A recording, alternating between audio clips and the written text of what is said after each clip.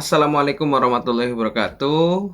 Salam sejahtera bagi kita semuanya. Selamat pagi teman-teman UT, sahabat UT dimanapun Anda berada. Alhamdulillah ya, kita pada pertemuan terakhir atau pertemuan ke-8 di mata kuliah pembelajaran PKN di sekolah dasar dengan kode mata kuliah SPGK 4203. Kita ada di topik terakhir, yaitu di mana kita akan membahas tentang penilaian dalam pendidikan kewarganegaraan di sekolah dasar ya. Pada dasarnya, penilaian pada pendidikan kewarganegaraan di sekolah dasar ini bertujuan untuk membentuk warga negara ya, yang kemudian bisa memiliki kemampuan tidak hanya kognitif, afektif, tapi juga psikomotorik ya, bisa tanggap terhadap situasi yang terjadi, keadaan sosial yang ada, lalu bisa mengaktualisasikan dalam perbuatan atau kegiatan-kegiatan yang bermanfaat bagi masyarakat. Untuk materi hari ini juga kita akan membekali teman-teman mahasiswa dengan bagaimana materi tentang alat penilaian dalam pendidikan kewarganegaraan di SD atau MI ya. Yang pertama ada tes tertulis ya. Ini berhubungan dengan kognitif tes ya, di mana teman-teman akan melihat tentang bagaimana pembuatan tes sebagai alat ukur ya, ada di mana tes tertulis ini berhubungan dengan tes objektif dan urean ya, subjektif tes dan objektif tes untuk mengukur sejauh mana kemampuan kognitif siswa. Nah, kita pahami bahwa pembelajaran tidak hanya sekedar kognitif.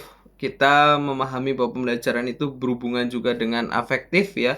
Maka dari itu ada tes perbuatan ya. Tes perbuatan yang kemudian ini mengindikasikan bagaimana perilaku siswa dalam kegiatan pembelajaran berlangsung, yaitu melakukan kegiatan pengamatan langsung atau observasi ya.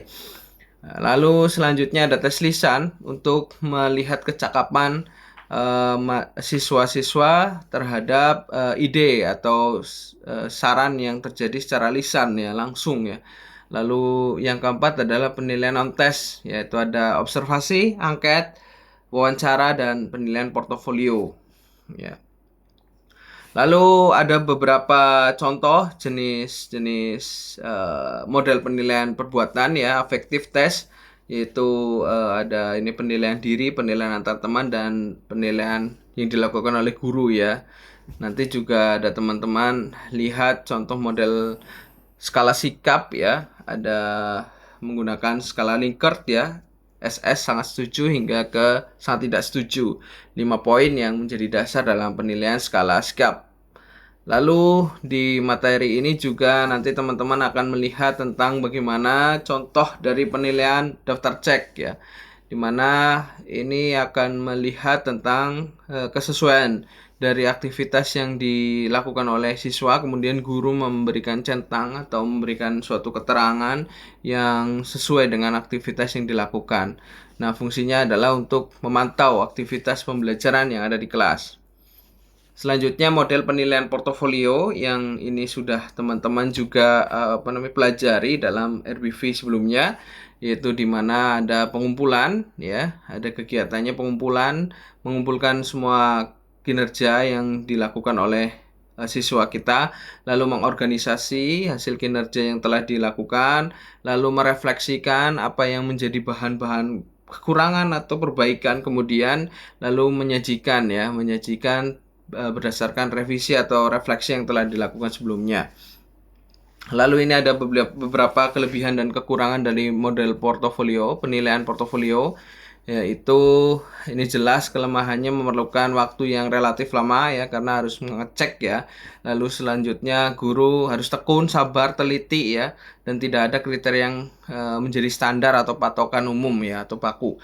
Kelebihannya adalah menilai kemampuan membuat dan menghasilkan tugas secara akademik ya. Lalu yang selanjutnya mendorong kolaborasi antara siswa dan guru ya, karena ini ada daftar cek dan ada refleksi yang bersama yang dilakukan oleh guru dan siswa, merefleksikan perubahan kemampuan intelektual siswa, menunjukkan prestasi dan kompetensi siswa. Lalu ada implementasi PKN berbasis portofolio. Yang pertama ada kegiatan persiapan, pelaksanaan, penilaian, dan umpan balik. Semua materi yang disampaikan oleh kami sebagai tutor ada di RBV dan materi inisiasi tuton. Silakan Anda bisa mengakses dan menjadi sebuah bahan belajar mandiri Dan kemudian semoga Anda dapat materi ini dengan bermanfaat ya. Dan mohon maaf selama mendampingi teman-teman semuanya dalam 8 kali pertemuan kami banyak kekurangan dan kami menyadari hal-hal yang kurang akan kami perbaiki di kemudian hari. Semoga teman-teman mendapatkan ilmu dan manfaat dalam perkuliahan ini dan kemudian teman-teman bisa merefleksikannya dalam kegiatan menjadi guru nanti di kemudian hari.